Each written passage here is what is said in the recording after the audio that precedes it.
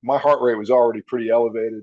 I dive under and I get about 3 strokes. I'm not even halfway across the pool at this point, and my lungs are searing. There's no way I'm going to make it. But like, I got to at least make it one length, give it a good showing. And finally, I touched the wall, and I'm like, I don't think I have it in me to make it back. But I was like, all right, I'm just going to give it one more stroke.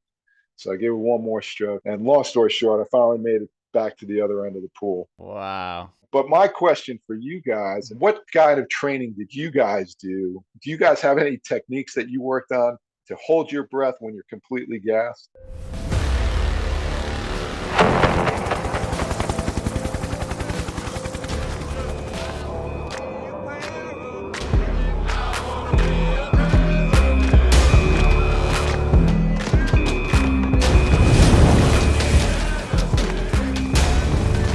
Welcome to another episode of the Rescue Swimmer Mindset Podcast. We got RSM, Vince, and Cody here, and joined today by our special guests, Craig Lewis and Tim Beatty. They're both involved in many organizations as far as life-saving goes and rescue as well as first responder. Why don't we start with that? Hey, well, welcome on. Thank you. Thanks so much. Yeah, welcome. Great to be here. Happy to be here. Yeah, why don't you briefly run through the long list of organizations you're involved in? Sure. I don't know that it's a long list, but we're Montgomery County Firefighters, which is a jurisdiction outside of D.C. I've been with Montgomery County since 2001. Craig, how long have you been down there? 2005. We're both cross-trained firefighters, EMTs. I was a paramedic for almost 20 years. Recently gave that up in 2018. We're also trained as swiftwater rescue technicians within the county. We both teach some classes down there as adjunct instructors. We also do the Maryland Helicopter Aquatics Rescue Team, which I think Craig's going to talk a little bit about later. Great. Did I miss anything? No, that's it. And then we do something called Watershed Fitness, a company that we have where we teach basically aquatic fitness to individuals. It has its background in what's called XPT, Extreme Performance Training. I think you guys were trying to talk to Laird Hamilton. He's the founder of that organization, and I think you guys will. Tim told me that you guys were interested in talking about that, so we can get back to that a little bit later. But that's what Tim and I also do. Yeah, if everybody's got a layered in, we're looking for it. Actually, if anything, at this point, you guys are layered in. So yeah, we're trying to get Laird Hamilton's famous Craig. surfer on. Yeah. Sweet. Yeah. So let's just talk about like the difference between Swift Water Team as well as the Maryland Aquatics Rescue Team. How do those differ, and what are the tasks, and how are they slightly different? So each jurisdiction, county, city will have their special operations division or some sort of branch that's going to handle swiftwater rescue incidents in that jurisdiction. In Montgomery County, we have a special operations division that handles everything from hazmat, TRT, trench calls, rope calls, and then we have our swiftwater rescue team. So we handle the calls that are mostly in our jurisdiction of Montgomery County. We do respond mutual aid into our neighboring jurisdictions in Virginia, as well as some other counties if we have inland flooding. We operate approximately 33 miles of river between D.C. and Frederick County line. The main thing that we're responsible for is the rescues on the river, the rescues on the trails, and the towpaths, which is pretty busy during the summer months. What is that? What's a towpath?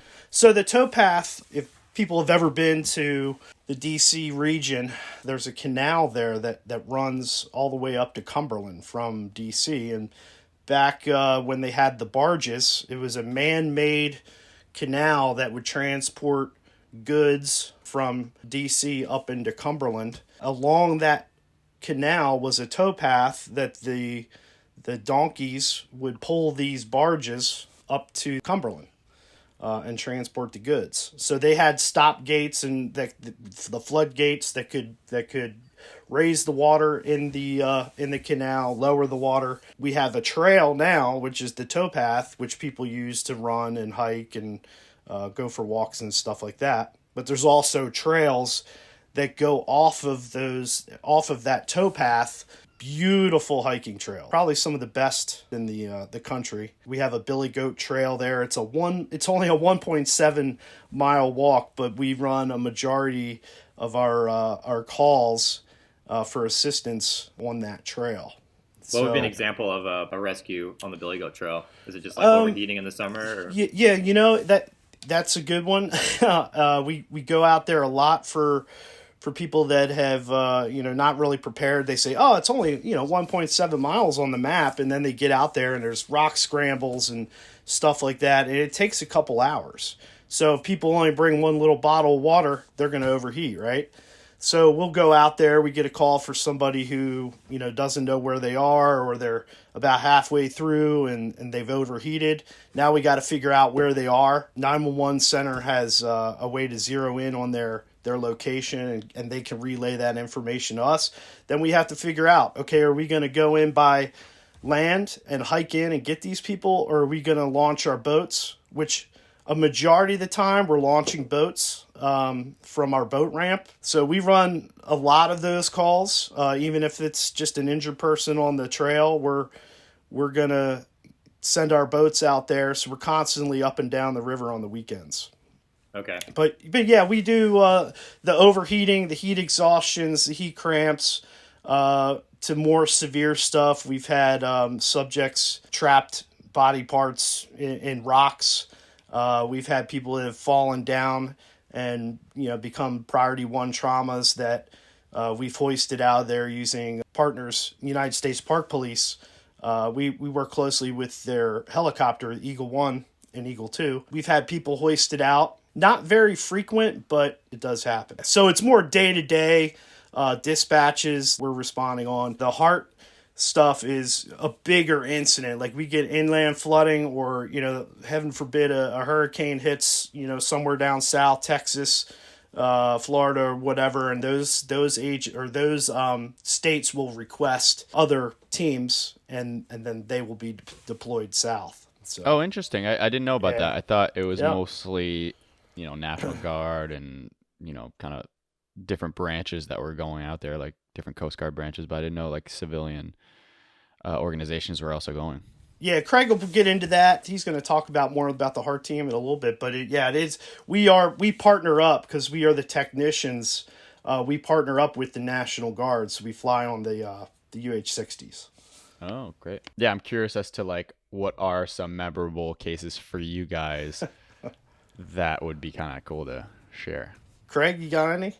Yeah. So, in regards to the Swift Water team, there was a pretty well-known case, and I actually think, Tim, you were on it, a call back in, I want to say it was like 2012, 2013. There was a kayaker by the name of Shannon Christie. 60 Minutes Sports was actually profiling her at the time. They were out there, and every year there's a kayak race where they get all these like extreme kayakers from all over the globe, and just kind of backtrack a little bit. A lot of people come into the Washington, D.C. area to kayak up at this area called Great Falls, basically because of its accessibility. I mean, it's a 30-minute drive from Reagan National Airport up the George Washington Parkway to Great Falls Park. And this is where these folks come in to run these Class 5 rapids. Most of these places that these folks kayak around the world, it's basically an expedition to get there, whether you're talking places in South America or Africa or, the Far East. It takes quite some time to get to these remote places that have these kind of conditions, where you can come into the DC area, be up at Great Falls by noon, and you can have dinner at a great restaurant in DC. And it's a real attraction. So we get people from all over the globe coming to our area to kayak. And this young lady, I believe she was from North or South Carolina. She was an incredible kayaker. But it was her first time running the race here at Great Falls. She'd never been there before. She was out with a couple folks from the local area who were kind of showing her the ropes. 60 Minutes Sports was filming her going over the falls. She was doing a couple pre-race runs, and the following day they were back out filming her.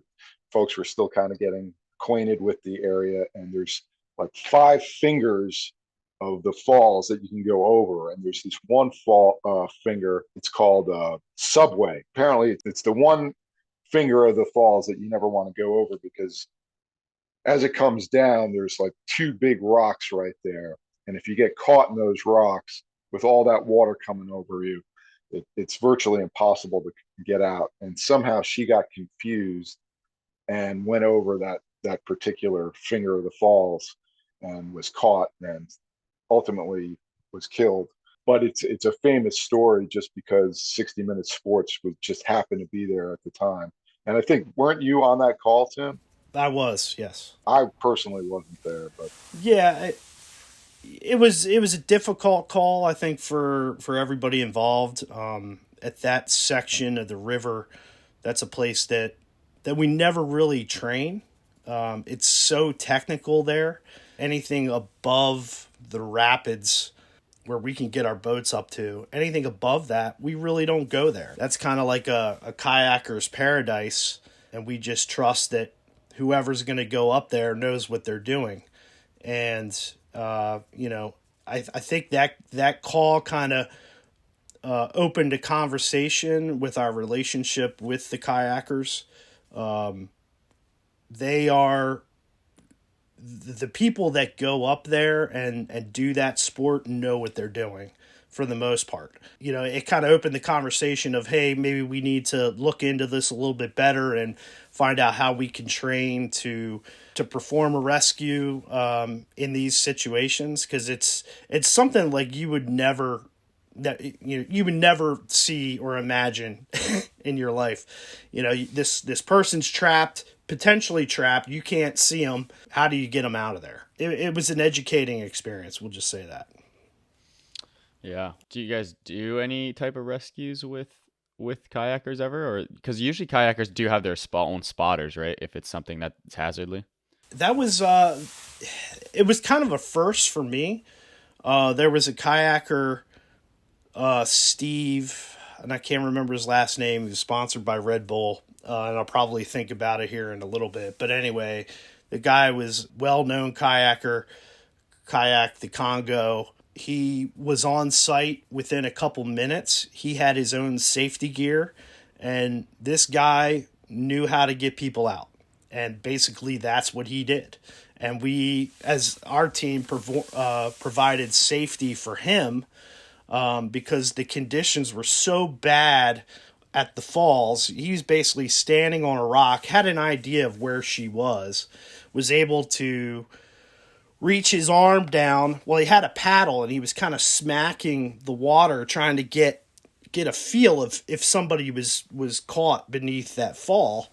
And he was able to make contact. Then he reached his hand in, and he had a piece of webbing, was able to make contact with her body, slid the webbing over, and was able to secure it and let us know, like, hey, she is here, and we have contact. So having him there and his knowledge was a godsend. It really was. And we were able to, basically provide support. The kayakers banded together. That community's outstanding. But they came together that day. They helped with the rescue and the recovery. And we went on from there. Mm. Yeah, a lot of times, and it's especially a scenario like this, like you'll have this conversation and try to like establish some sort of new protocol or procedure for rescuing someone in a situation like that happened again. I guess with a situation like that, it's kind of just more of a body recovery. Did you guys have increase in your competency that came out of this? I would say that the biggest thing that came out of it was awareness. The kayakers that go up to that section of the river are squared away, right? They know it. She just happened to be from out of town. And like Craig said, did she go there by accident? Did she make a wrong turn at the top and go down into Subway? most likely, and she realized that and bailed out. But for us, it was more of like, wow, even though the people that go up there they're on their game, right? Things go bad, and we need to know. Biggest thing, was terminology. When I arrived on the scene, I had a kayaker telling me, she's in subway. She went over the five fingers. And I'm like, what is the subway? I had no idea what he was talking about. So learning the terminology that they were using was huge, especially on an initial, when you're arriving on the scene and you're trying to interview a frantic subject who was with the victim. You're trying to get as much information as quickly as possible to identify what happened and where might this person be. Because we started searching below the falls thinking, she probably got kicked out of the boat and she's under the water, probably right where our boat is. But he kept saying, no, she's stuck in subway. And that took a little bit to register. Okay, that's how she actually went down on that side and got trapped. And ultimately, that's what happened.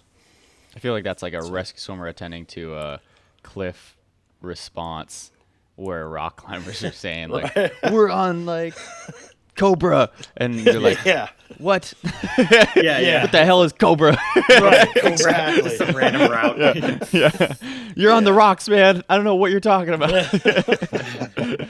Yeah, it was kind of frustrating. I'm trying to calm this guy down, and he's using his lingo, and I'm going, I have no idea what the heck you're talking about. Just point.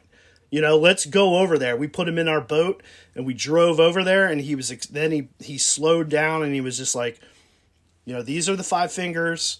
That was subway. I think she ended up going down there, and we were like, oh, that's bad. So. Yeah, that was one call. It was a tough one. It really was. There was a lot of criticism against the fire department that we didn't do enough, which, that hurts because, we're there to help people. We're there to, make a difference, right? And when you respond to an incident like that you've never been on before, it's kind of eye-opening. And, you want to make sure that you educate yourself as much as possible for future incidents. You want to make sure that you work alongside the kayakers and don't fight them. We just kind of let them do their thing and trusted that, hey, you know what? At this point, they know more than we do, and they're capable of performing. So that's what we did. What was the Monday morning quarterback comments from the media? I'd rather not say. Okay. Let's just say it hurt. Being the first responder that was there and hearing and watching the news and hearing the comments on social media, which wasn't real big back then as it is now, but people saying, why didn't you do more? Why didn't you do more? So as a first responder, you're like, I would say it wasn't so much from the media as it was just from the local kayaking community. And that's true. Yeah. And what they don't realize and what our leadership does realize, there was a famous call in Worcester, Massachusetts. I don't know. How many years ago was that, Tim? 15, 20 years ago. 6 firefighters were killed warehouse fire? In a warehouse fire. And what the takeaway from that is the chief who was on scene had to literally stop his guys from going into the building to get those 6 firefighters out, because he knew anybody who went into that building from that point forward wasn't coming out. And it was a really tough call on his part. He wanted to let his guys go, but he knew he'd already lost 6, and anybody else who was going to go in that fire, he was going to lose them as well.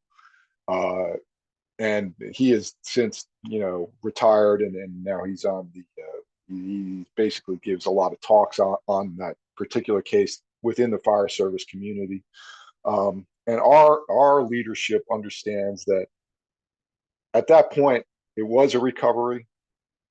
They did, the old adage in the fire service is risk a lot to save a lot, risk little to save little, and risk nothing to save nothing. They weren't going to risk a firefighter's life to go make a body recovery. And, that's difficult sometimes for the general public to understand. But, and as much as we're out there to serve the public, our leadership, our chiefs on the scene are also there to serve us, to make sure that we don't put ourselves in a bad situation. And that is such a, as you guys know, you guys are rescue swimmers, that area is such a dynamic situation. Trying to do anything off a boat in that area, just trying to stabilize a boat, let alone have somebody like reaching over the side. That water is, and I've fallen out up at that O-deck area myself in the water. It is a very precarious situation. As soon as you hit the water, because it's so aerated, you immediately submerge regardless of your PFD. And then, with all the rocks that are in that area, I mean, it's very easily for somebody to get caught up in either a rock or a log down there, or some kind of strainer. And then, that's a whole other ball game. So, while I certainly can understand the kayaking community's response and maybe frustration with it, I think our leadership made the right call in that situation, because that it also isn't an area that we train for in that kind of, if the person's floating down the river and they're in that water, we're going to go up and we're going to do everything we can to get them. But with a known fatality in that area, they're not going to put anybody at that level of risk. Yeah, they're going to wait for the body to wash out. So, there was another call Midwest several years ago where a woman fell over a low-head dam and got caught in this kind of a recirculating hydraulic. And there was a construction worker right there. They had a crane and they lowered that person from the crane, this construction worker, to grab this woman out of this hydraulic. And I think Tim and I have talked about it, and some other of our folks have talked about it. Like, if we'd had another person, in that similar situation up at that area called the O-deck, maybe caught in some sort of recirculating thing, I think the consensus has been, we would probably, in terms of lessons learned, use a helicopter hoist and let somebody go down off the helicopter to try and make a rescue. I think that's probably what my takeaway from that whole Shannon Christie thing was. Do you guys have a long line or a hoist? So with the park police, we have a hoist, cable hoist. I think it's, what is it, Tim, 200 feet? Something like that, yeah. Yeah. Here in Squamish, they're operating with long lines, and they're doing like the rescues off of the cliffs, or like the climbers with long lines. And I don't know much about long lining, because that's not what we did. Do you want to explain the difference? Do you want to explain the difference? So actually, maybe you would be a better person to explain, but I'll briefly explain it. I don't know the difference. Yeah, that's what I was curious. I don't know. Okay, gotcha. Long line is pretty much, it's fixed on the bottom of the helicopter, so it's not even coming out of a cabin, versus like a hoist is usually a separate mechanism. It's like a motorized winch, if you will, that's off. Right. It's like a boom off of the door of a helicopter, which is what we have in the Coast Guard, which you've seen in those videos. So that, and sometimes the boom can come in and out. In the Coast Guard, it can slightly, help manage somebody into the cabin. But regardless, you can control how that line goes up and down, versus a long line, from my understanding and not having really worked with it, just having seen it over here in Squamish, is that a long line is fixed underneath the helicopter. And I don't really know how the communication happens, and like how whoever's, I don't even know. Is there a flight mechanic that's like helping the navigation as far as like, right 5, right 10? I don't know. Or the visibility probably wouldn't be that good, right? Yeah, or is it just the pilots that are like already pretty task saturated, just trying to wing it? I don't know. It's really interesting that that's what it is, and it's cheaper.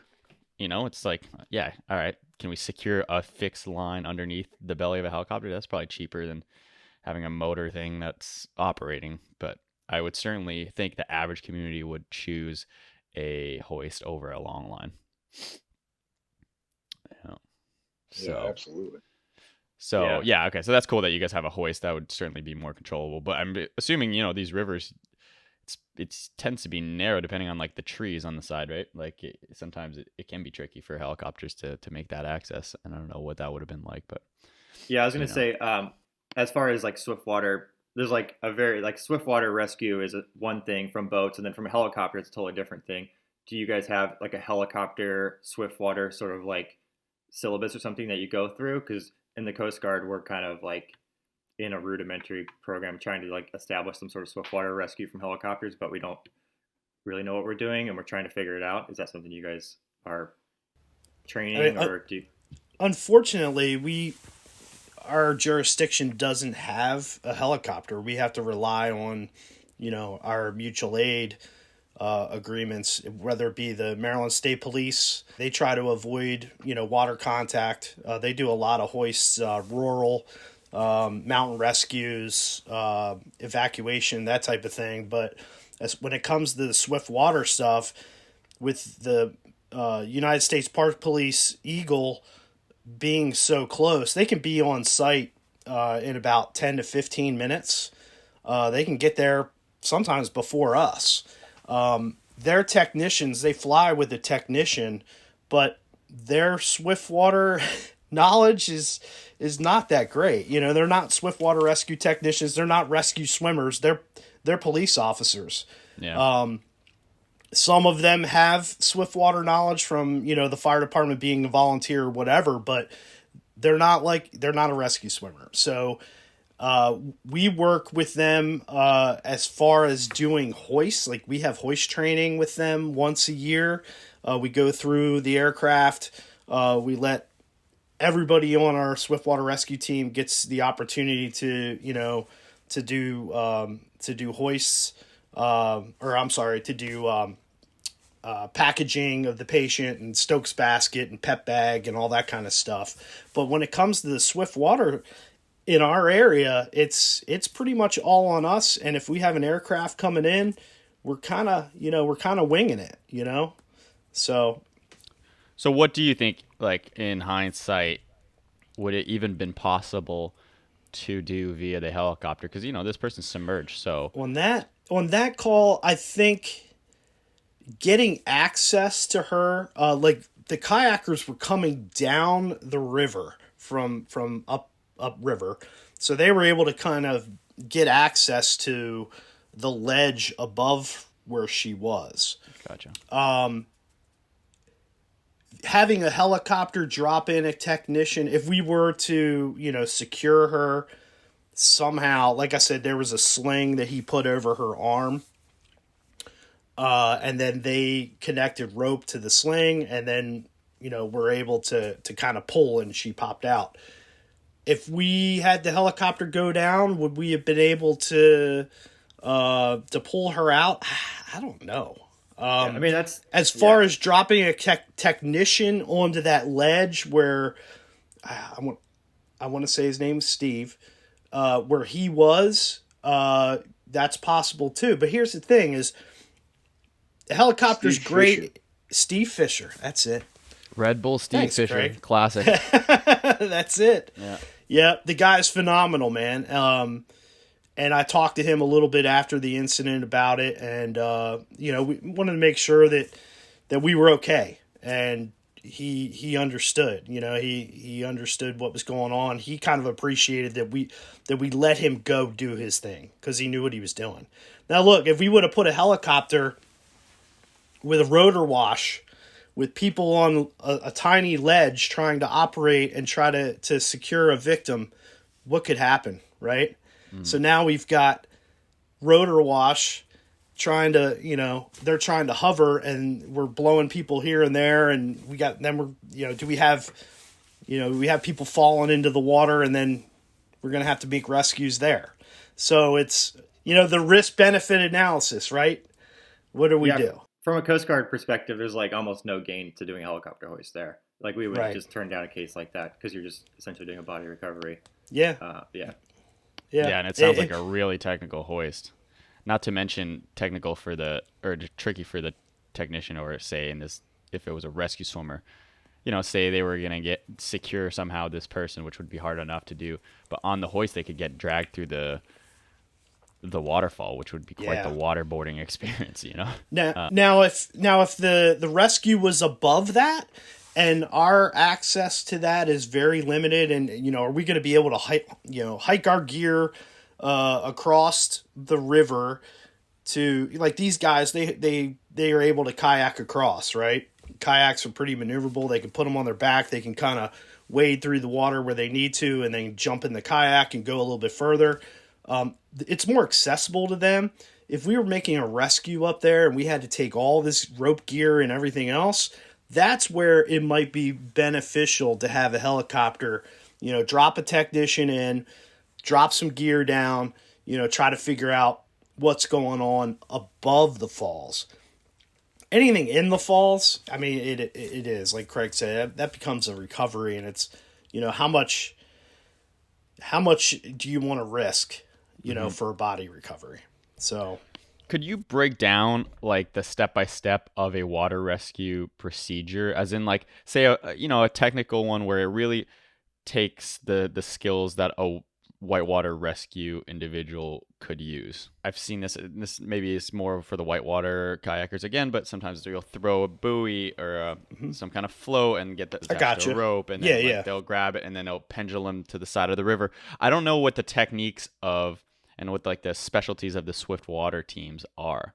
Okay, so I guess on a typical, we'll say, person in the water, whether it be a flooded creek inland or we're working on the river and we've got a subject that's in the water. So I guess the sequence is reach, throw, row, go, right?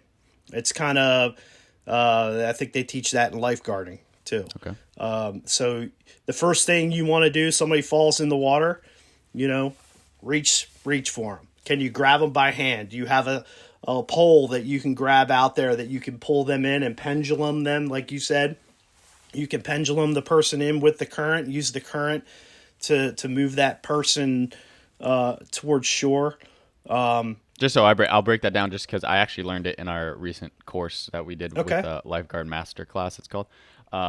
And Ed Vidroska there, the lifeguard, explains how, because there's actually a brief whitewater section. If you throw this float and the person grabs it on the rope, in history they've had it a lot of times where there's two people on each side or something, and they're not really letting go and trying to tow the person in. Instead, if you just have one person on one of the sides of the shore or of the riverbank, only that person holds the whatever they've thrown, and then just naturally the flow of the river is going to pendulum back to your side. So it's kind of cool. Probably one of the biggest pieces of personal equipment that we carry is a throw bag.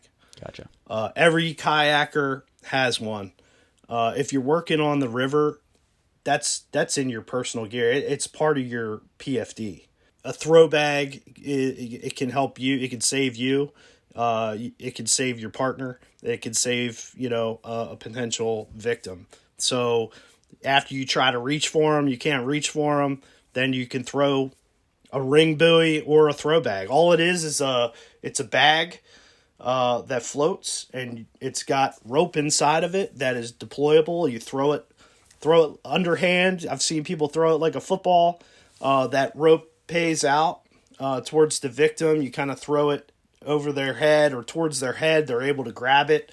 And when they make contact, you yell at them, hey, grab the rope, grab the rope. They grab that rope, tension, and then they put it over their shoulder. And that's when you're saying that current, you use the current. You're not really pulling them in. You let that rope get tight, and that current will pendulum them downstream and then towards shore. And then you can pull them towards you. But by then you have rescuers in place, kind of, 50 feet down shore that, okay, let's say you throw a throw bag and you suck. Well, you got to have other people throwing throw bags.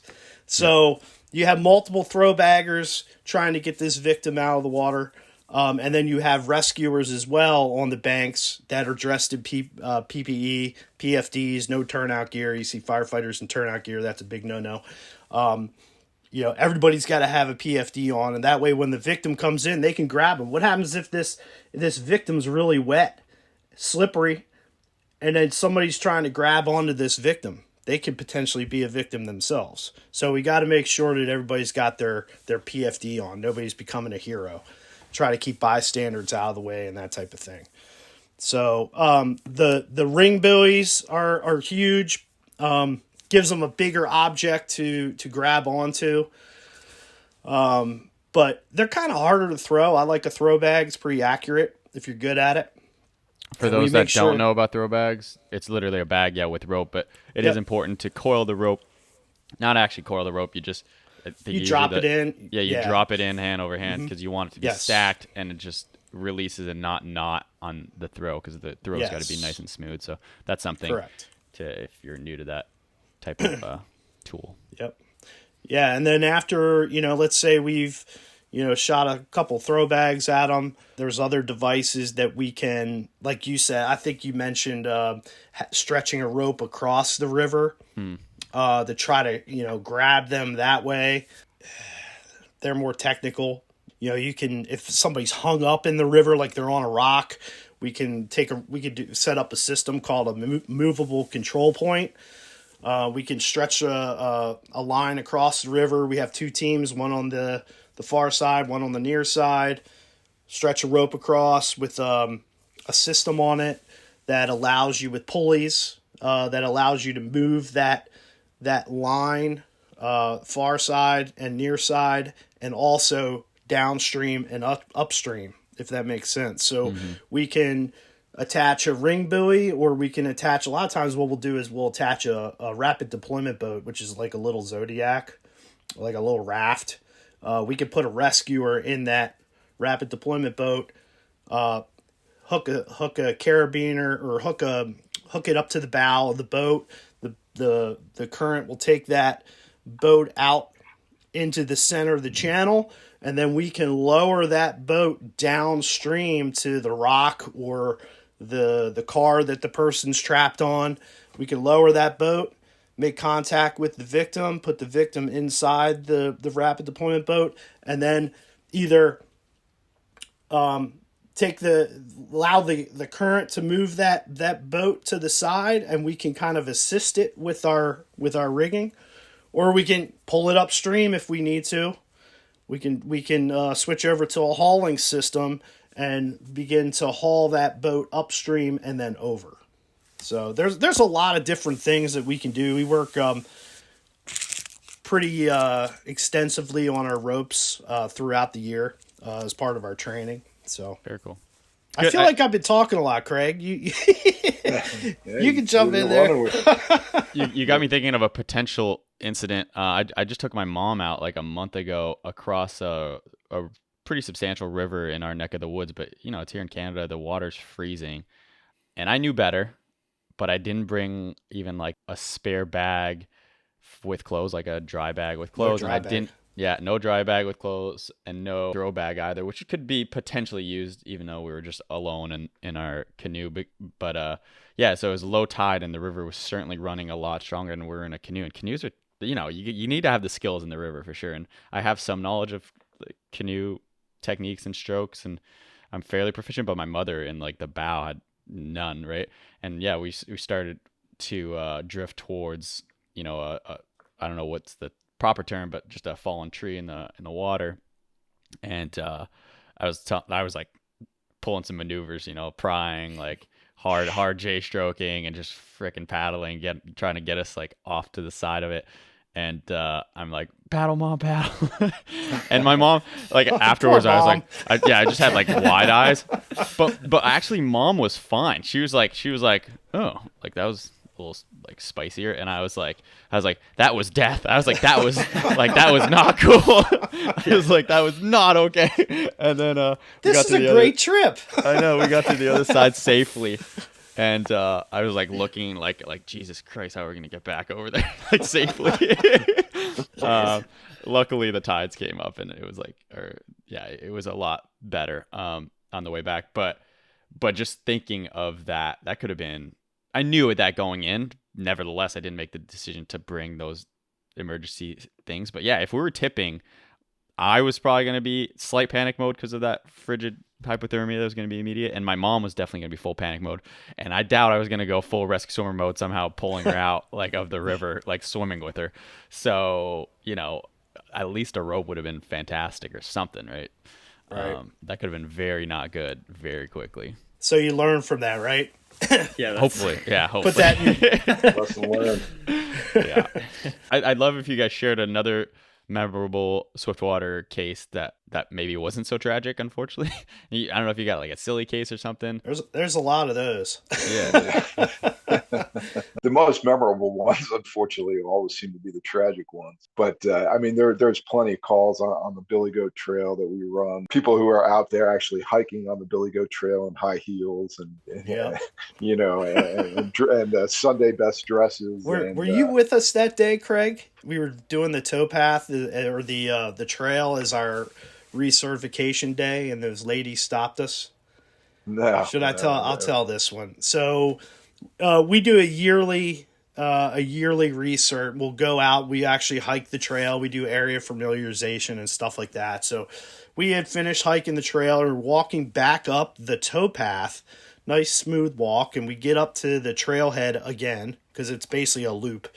And we saw these women, and like Craig said, they were in their Sunday best. They had their high heels on, and we're like, "Hi, how you doing?" They're like, "Where's the Billy Goat Trail?"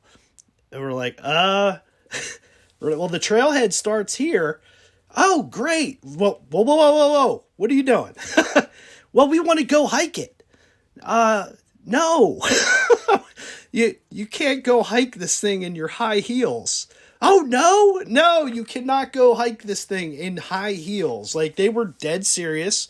They wanted to go out, and they wanted to go hike this trail in their high heels. I don't think they would have gotten they probably would have gotten, 100 feet down the trail and would have realized that, we're in the wrong spot. But ultimately, we run stuff like that where, people just have no idea and they go out there and, like I said before, it's 1.7 miles, right? This will be great. No, it's a totally different animal. I don't know. I'm trying to do K2 in my Crocs next year, so it's possible. Yeah, be a good like training run for you. Yeah. Let's talk about your company, because I do want to talk about how for your company, was it Craig that went over to train Craig is the man. I'm going to let him talk about this. I've been talking too much. It's all you, buddy. Yeah, I'd love to hear about like the company and the objectives, and then as well as you did also go to XPT there and with Laird. I did, yeah. So to backtrack a little bit, I've been following Laird, and I've been following Laird's career for 25 plus years. Every time the Outside magazine would come out with his picture on the cover, I was always grabbing it and reading everything I could. And what was that movie he was in? Riding Giants, I believe. And then what was that movie that he was in? North Shore. North Shore, yeah. Lance Burkhart, right? Lance Burkhart, yeah. Totally remember that. That was probably before your time.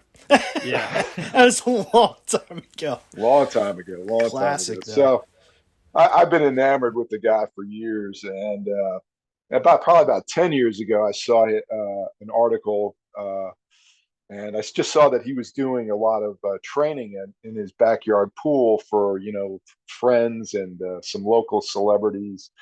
And it was all like water-based training. He was having people doing underwater walks and swimming with weights. And I had no idea. I really couldn't even picture what he was doing. But I was like, wow, that sounds pretty interesting. And probably somewhere 5 or 6 years ago, I came across just by accident that I saw he formed a company called XPT, which stands for Extreme Performance Training. And that they were doing a lot of, they were doing some water training, and then they were doing some land-based training. And I immediately sent an email out to them, and I asked them is there any possible way Laird would come east and do this training for our Swift Water team? And I said, I could get our swift water team in all the surrounding jurisdictions, and we could get a big turnout. They said flat out, absolutely not. Laird is not interested. And I was like, all right. So Worth a shot. yeah, it was worth a shot. Did they say why? And He's just too busy. he was just so busy. The guy is just slammed with so many other obligations. So, well, I ended up keeping in contact with this woman with XPT. I said, well, please give me a heads up if you guys ever decide to offer, because they were starting to offer a certification for like land-based and some shallow water training. And I said, well, I said, I've seen a few videos, you guys doing some deeper water stuff. I was like, if you guys ever go that route, and we're going to offer just a water-based certification, both, deep and shallow, please, give me a heads up. She said, all right, we're looking into it. Probably about 2 years go by, and I get an email out of the blue saying, we're starting to offer this. And it was, probably early July, early 2019. So I immediately signed up. And at the time, I got two kids who are in private school. I was like, man, I don't even know how I'm going to afford getting out to California from the East Coast. But I was like, I'll just sign up for this course. And it was a weekend in July. Can you share how much the course was, cost-wise? I think it was about $800 or $900 for the course, and then so the course itself wasn't bad. Certainly worth every penny. But it was just getting the flight out there, hotel, car rental, all the other expenses getting out there, and I didn't even book my hotel room until about 3 days out because I wasn't even sure if I was going to be able to make it. So 3 days out, I go ahead, I sign up, get a flight, and I head out to California, and I'd gotten an email from XPT saying, come to this random location, and so I immediately got on Google Earth and I looked it up, and it was like up in the mountains in Malibu, and I was like, man, this isn't a rec center, this isn't like a collegiate pool or a high school pool. I was like, where am I going? And finally, I got out there, and I get there, and I'm like waiting at the front gate of this residence, and there's all these other people there, and somebody comes out, and they're like, all right, we'll let you in a few minutes. The homeowner, just be respectful that this is a private residence. And I was like, oh, this has got to be Laird's place. So finally, they let us in, and sure enough, it's Laird's house, and his backyard pool. And his pool in his house is incredible. I mean, it's the size of most rec center pools, and like pretty much 25 yards or something. It was like 20. I think it's like 22 yards or close something to. like that. I mean, Yeah. it's close to it. So there's about 25 people there, and I'm looking around, and all these folks. I mean, they look like a whole bunch of folks flew in from Hawaii. And they look like all big wave surfers, and I'm like, oh my God, they're all ripped and jacked, and I'm like, I totally bitten off more than I can chew. So they had a prerequisite that you had to do prior to the course starting, and it wasn't, it was a 400-yard swim, which wasn't bad, but we had to tread water for 5 minutes with a 10-pound weight, and then the last thing you had to do is swim the length of the pool, which whatever 22 yards or whatever underwater. And so I had to my group, they broke us into three groups, and my group did the treading of the water first. So I came out, my legs were pretty tired. Then I did the 400-yard swim, which wasn't too bad. But then with the elevated heart rate, they're like, all right, we've changed it, so you're not doing the swimming the length of the pool. You got to do down and back. Now I'd only practiced the 25-yard underwater swim prior to going there. So they're like, all right, and they had also said, if you don't complete it, we have high standards for this company, and we reserve the right to terminate your your entry into this course. Damn, couldn't you just do So- that in your own time on the East Coast? You know, like film Yeah, yourself right. instead of Yeah. driving, flying out there, and them being like, "You didn't make it. Go home." Exactly. I was totally panicked. I was like, my wife is going to kill me if if I get kicked out of this. So I immediately dive under the water, and this is going to kind of feed into a question that I have for you guys. But like, my heart rate was already pretty elevated. I dive under, and I get about 3 strokes. I'm not even halfway across the pool at this point, and my lungs are searing.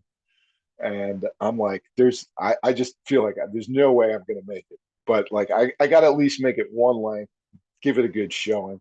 So I continue my swim, and finally I touch the wall, and I'm like, I don't think I have it in me to make it back. But I was like, all right, I'm just going to give it one more stroke. So I gave it one more stroke, and I was like, all right, I got one more stroke in me. And long story short, I finally made it back to the other end of the pool. Wow. And then we were able to continue. We were able to continue with the course.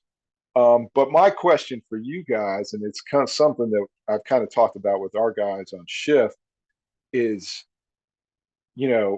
especially like when we're all operating up in some place like the ODEC, and you're working up there, and you already have an elevated heart rate. Now, if you fall out of the boat and you're immediately sucked down, what kind of training did you guys do in your backgrounds?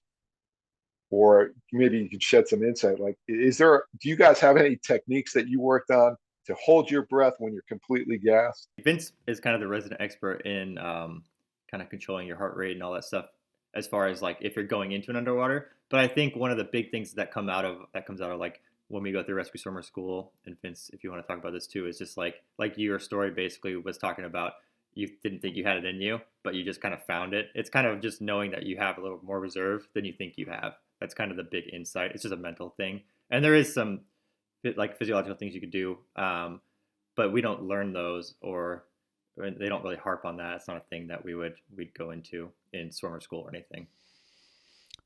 Yeah. Oh, yeah, that's actually literally kind of what I break down in that hold your breath course. Is there's like a whole chapter on preparatory breathing, and a lot of that is, if you can find slight time to try to manage your breath, then trying to concentrate almost longer on your exhales than your inhales. So, and in that course I talk about like 7-second exhale to 3-second inhale. That's just trying to slow that heart rate down. So I don't know how much, like, you just came out of your 400-meter swim, and like how long did they give you? It was like one after the other. Yeah. It was just, pretty much no time. They're like, just go for your underwater now. That's a brutal course. So that's kind of gnarly. Yeah, you would finish one, one component, and then immediately kind of transition to the next, because they really would just wanted to get into the meat of the course. So they wanted to get through this, the entry requirements as quickly as possible. Well, good on you, because I would venture to say even a lot of rescue swimmers would have a challenge with that. If you just came out of a 400-meter and going immediately into 40-ish meters, that's a lot. But yeah, so slowing or longer exhales, slowing that heart rate. You're trying to just slow down your breathing, and again, like, the longer exhales will help with that. And then the best thing you can do, if you have the opportunity, is to fill every body cavity with air. So you're just filling up your stomach, your intercostal area, your chest, and then even your neck if you can. And that's really probably the best thing you're going to be able to do if you don't have much time. And then you're holding that breath the entire length of the swim, not like exhaling any. So, but like, if your heart rate's up, that lactic acid is building. And that's the thing. Like, I've had some experiences where I've started to have like shallow water blackout. And I talk about that in our course too. And it happens. Like, if you start to also like lose, muscle strength in your extremities, so your legs and then your arms, and then somehow you're like, am I still swimming, or I can't feel anything anymore? So and it really comes down to like what you can do. But if your heart rate's up, that is what rescue swimmer school is always training, is like, oh, you got an elevated heart rate, now do an underwater. That is what like rescue swimmer school is like. I think quite a couple times we had to do like 10 sprint down underwater backs, which is like a freestyle sprint at the surface, and then you immediately submerge and do an underwater, and then maybe they give you like 15 to maybe 30 seconds, and then you do it again. So that's like a great drill to work that exact thing of like a elevated heart rate with underwaters. It's terrible. It's like the worst thing. And I think that's what those unique schools do to you, is it's always about the elevated heart rate and then hold your breath. It's not about like apnea, right? Right. So yeah, it's a big struggle, and it's as far as training goes, yeah, you're gonna develop your lung capacity and that, but like it does come down to a lot of mental as well. Yeah, because I've done some free diving, but like when you have that prep time to really kind of do your breathe up Yeah. and really just lower your heart rate, that's a completely different experience rather than when you're doing a swim sprint and then you got to and then repeated subsurface drills. Completely two totally different opposite ends of the spectrum of disciplines. So. Yeah. Another thing too is Um, like I feel like the arm pull on underwaters is if you're very prone to being like depleted and like lactic acid like kind of saturated, there is pulling with the arms, focusing on that more so than the legs, because like your legs are big muscles that require a lot of energy. So if you can kind of utilize arms, that can help a little bit as well, I think. But I mean, some people that's would a good disagree point. with that too, though. So yeah, um, yeah. So that's cool. So you're in Laird's mansion, and congrats Yeah. on succeeding in that test. So then what else what's the breakdown of that course, and what did you Yeah. learn? So then once we finished all that, they broke us down into two groups, and one was doing shallow water while the other group did deep water. And I'll say that um, Laird didn't actually teach any of the course. He has two top guys, PJ Nestler and Mark Roberts, taught, who were both phenomenal instructors. So the first exercises we did, because I was in that shallow water group, we were doing things what they call the ammo box. So it's basically you're taking a weight, holding it like a football on a single breath, and then you're doing a side a breaststroke, one arm breaststroke with a frog kick, and you're doing it. We were doing across the pool, so you do like across the pool and back on a single breath, um, and then you come up, take a quick breath of air, and then you switch arms, and then repeat. So that was one of the first exercises. Then we were doing underwater lizard walks, where you take two dumbbells, and then you kind of really you're reaching out with one as you're placing the second one, trying to use the one that you just placed as an anchor to bring that other hand forward, and trying to minimize as much of your legs as possible, just so you retain as long of a breath hold as you can. And we would do that, again, one side of the pool, and then and then back, and then you're starting to get into things what they call. Timmy comes up with he calls it the tiki bar. So but they call it their exercise name for it is the seahorse. So you're in a pike position. You're in the water. So you got your toes pointing out. But you're in a seated upright position, and then you're just breaststroking your arms across the length of the pool. And you do the whole pool With that way? yeah, and then they put a 10-pound weight. You're holding a 10-pound weight between your thighs, so you're really trying to get after it, which is a total arm burn. And then once you hit the wall, then you got to do it what they call the squid, which is the same body position, just maneuvering in a backwards motion. So your arms get totally gassed, and then right after that, then you're going back into like the underwater lizard walk. So again, you're doing it again with the high heart rate, and so they're trying to, he's taken. Apparently, Laird got all this stuff from all his surfing years, and this was his personal kind of training regiment that he did for, going out and surfing areas like Jaws and Nazare and all those places that he goes to, so that, if and when he wipes out, that he's able to actually hold his breath in an environment like that. So, you can only imagine how hard that is for, somebody who has zero big wave experience Yeah. and is not nearly, you know, not even 1/100th the waterman that somebody like Laird is. So it was an incredible experience. And then we got into the deep water stuff where we're doing, underwater walks and bounds off the bottom. And Gabby came out and actually did some training with us, and she is an absolute beast. I mean, it is humbling to be in her presence. She is an incredible water person. Um, just watch, and having her, demonstrate the exercises and give us tips on, on how to make it more efficient. And so anyway, that's kind of, we've taken all of that, all of the XPT stuff, and we've kind of used that as a foundation for what we do in Watershed Fitness. Now we've kind of branched off and we're starting to kind of go down our own path with it. But certainly the foundations have to be credited with XPT and everything that those folks have done, which is again, it was a life-changing experience just being around people of that caliber. Yeah, were they tailoring it to surfers mostly? Like, was that because that's what you said most of the other candidates were, right? I wouldn't say that. No, I'd say that those are the folks that kind of gravitated to it right off the bat, and they're probably the ones who also knew about it. Because I'm sure they also followed Laird pretty heavily.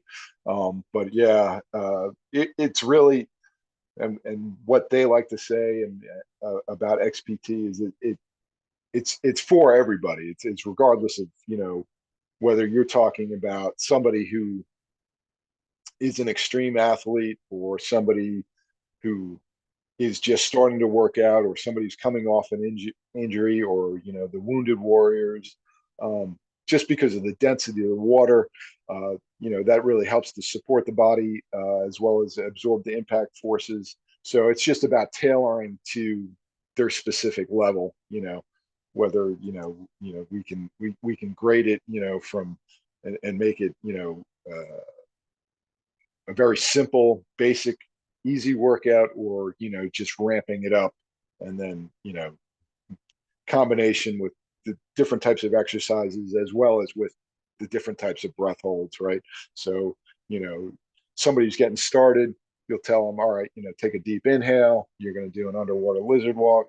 If you got somebody more advanced, you tell them exhale completely. Now do an underwater lizard walk. Again, two totally different experiences, right? Air in your lungs and no air in your lungs. Were people doing the whole underwater lizard walk without, like, with exhaled lungs? No, they weren't, but they were giving us tips, like they also realized that for some of us there, might be our first real intro to XPT, but they're like, this is what you want to kind of progress to. Sure. So yeah, this is, these are some great drills that I'm sure people are hopefully taking notes on. I like that. So what exercises have you guys decided to implement within your company?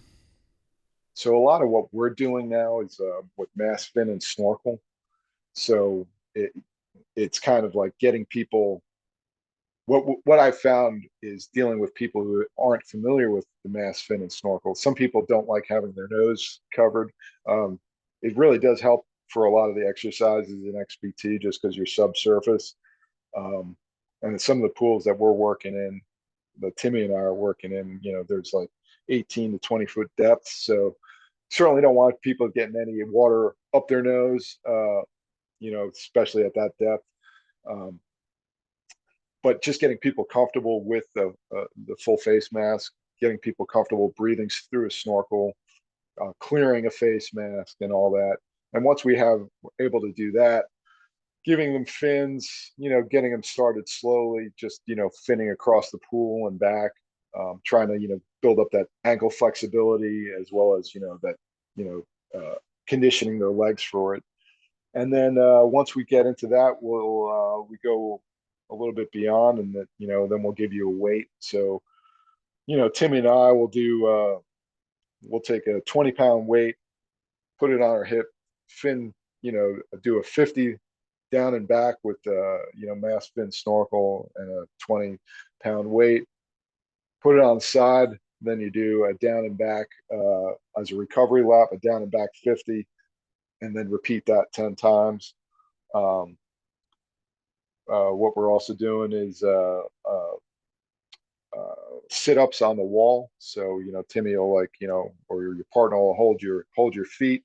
You're taking your weight. You're doing sit-ups down into the water, coming up, out. You're doing about 20 reps, and then you're taking the weight, you're putting it on your hip. You're doing a fin down, put the weight on the other end, and then you do a 50 recovery lap, and your partner will meet you on the other end.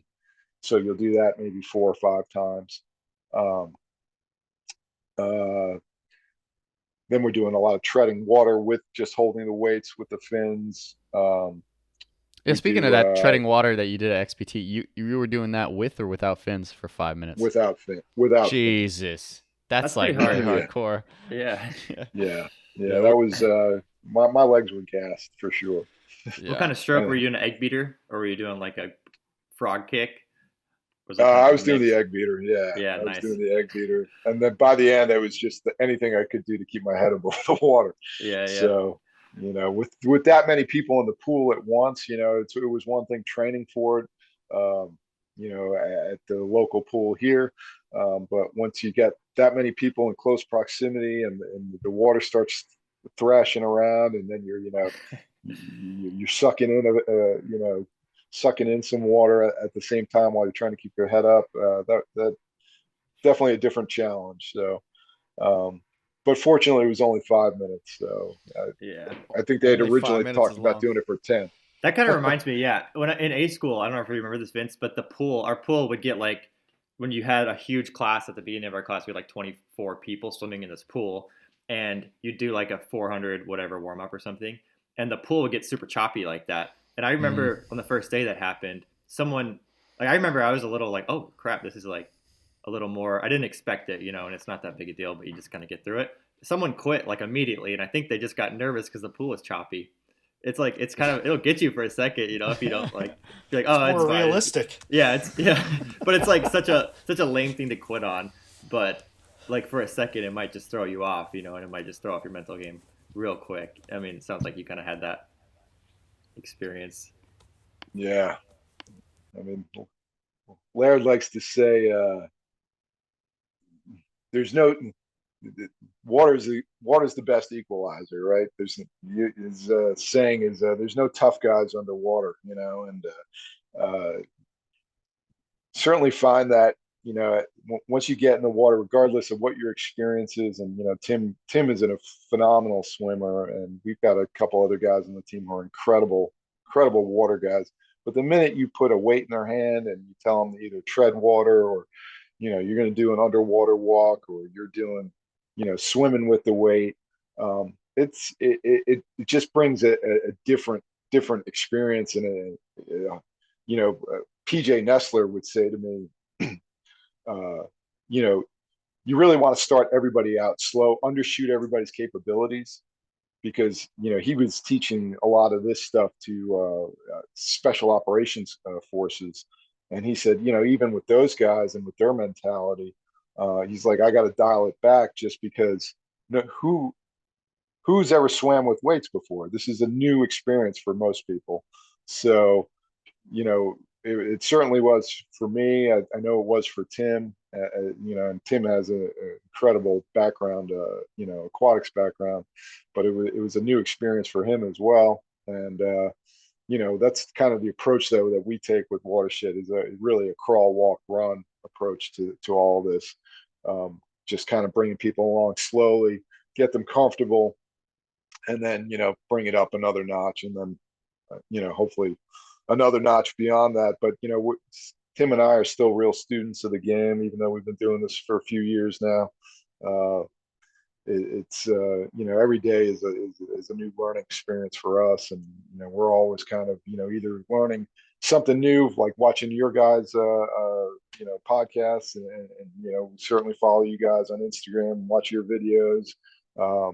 or, the students who come into the course, and, whether it's their experience or just seeing how they relate to the experience, we're always learning something new. Absolutely. Do you have any firefighters or any first responders running through your courses? Craig bringing this back from California and teaching it to me, and then, being able to pass it on to the members of our team. We get our training days where we can go to the pool, we can work out as a shift. You get the guys that just want to swim, they want to do their laps, and then there's other guys that want to kind of incorporate some of the water confidence drills that Craig's and the strength building drills that Craig's talking about. So we can do this, for on the job training. Getting kicked out of a boat, like you said, you're up at the O deck where we're going through a channel, we get kicked out of the boat and we're pushed underwater with our PFD. How are we going to handle that? There's a lot of panic sets in. Well, when we train, we take people, in the summertime, we've got a pool we have access to. It's 10 feet deep. I take guys, hey, here's a 25-pound weight. You're going to go and you're going to do some reach jumps. You're going to do squats off the bottom of the pool coming up. You got to time your breath. Teaching them that, and when they achieve that and they know they can achieve that and they're very comfortable in the water after doing these drills, it's like, look, this is for your job. This is going to make you so much more confident should something happen to you, right? So I love being able to incorporate what Craig has taught me, being able to take that and teach these members like water confidence drills. Plus it's a great way to stay in shape. A lot of us are getting older, our joints hurt, our muscles hurt. You can't run on a treadmill like you used to. I hate running on a treadmill. But I'll go and I can do jump squats off the bottom of the pool and I feel great. The lizard walks, people love those. I had an individual on my shift who was having issues. Basically, he was getting inside his head. We have a recertification swim that we're supposed to do every year, and he was unable to do it. And I knew that he could do it. He was just getting inside his head. And I said, look, we're going to stop all of this. I want you to come to the deep end, and I want to teach you some things. And the guy, he could do it. He could go down to the bottom of the pool and walk on the bottom of the pool with weights. He could do the lizard walks holding his breath. It was like, what are you doing? You can do this. He's like, yeah, I know I can do this. And that was a turning point for him. He realized that he was able to achieve something that not a lot of people can do. And that swim evaluation that he was having trouble with was just in his mind. And he was able to turn that around, and within a couple weeks was able to do the swim evaluation, no problem. And he's like, hey man, he's like, I love this. Like, I want to start coming to your classes. I want to start swimming on a routine basis. I have big plans. And I was like, I love it.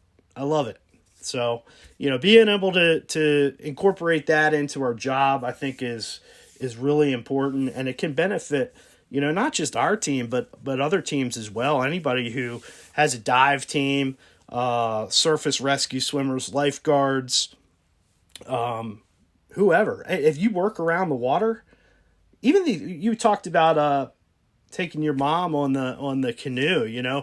People that operate on the water in general. This is a great program because it's a different level of comfort. You have to be comfortable with being uncomfortable. It's like you're thrown into that situation. How are you going to act? And the more you train, the more comfortable you're going to be. So. Excellent. Well, I'm pretty inspired. It seems like a good note to potentially end it on here. And actually what I've just thought of now is maybe whether or not we want to collaborate and create just an underwater program type of thing, very similar to our Win the Day program, but that would just be underwaters, because you guys have some very unique exercises that you just mentioned on this podcast, and I think if we add that in a structured way, that could be certainly something our audience is very interested doing. I mean, hell, I want to go to the pool and figure out how to do some lizard walks. The only thing is, like, I wonder what the situation. You can't bring your own weights, I guess, into the pool sometimes, you know, or you got to negotiate with the lifeguard. But at least some eyebrows will get raised. The lifeguards will be like, "What the hell are you doing?" Yeah. So, you know, just be. I'd say if anybody has any ideas of doing this, number one, and Craig, you could back me up on this, is you don't do it alone. Yeah. You know, you don't do any of this training. Don't do any of it alone.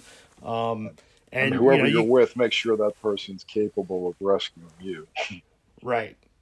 That was the first thing, Craig, when we started doing this, you made sure that, you know, I could get your ass out of the pool should something happen, you know? So yeah, that's the thing, is you need to be able to rescue or assist whoever you're training with. So that's a big part of it.